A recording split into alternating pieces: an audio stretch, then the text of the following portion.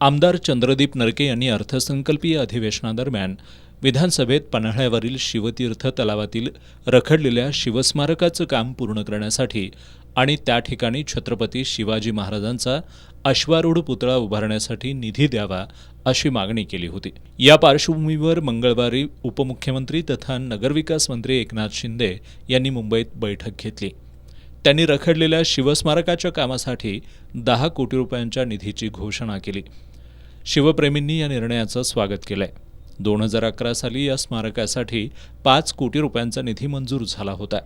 त्यापैकी 1,19,96,000 रुपये खर्च करण्यात आलेत।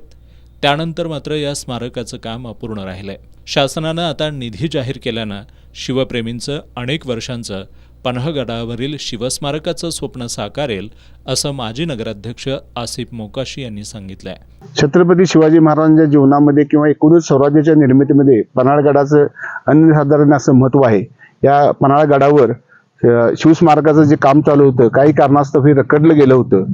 कालच करवीरचे आमदार व पन्हाळा तालुक्याचे सुपुत्र आमदार चंद्रदीप नरके साहेब यांनी माननीय उपमुख्यमंत्री एकनाथ शिंदे साहेब यांच्याकडे या निधीसाठी पाठपुरावा केला होता। कालच एक बैठक झाली आणि त्या बैठकीमध्ये 10 कोटी रुपये इतका निधी मंजूर झालेला आहे आणि लवकरच हे शिवस्मारकाचं काम पूर्ण होईल आणि पन्हाळा व पन्हाळा परिसरातील अखंड महाराष्ट्रातील सर्व शिवप्रेमीची हे शिवस्मारक पूर्ण व्हावे अशी इच्छा आहे ती पूर्ण होईल अशी अपेक्षा व्यक्त करतो।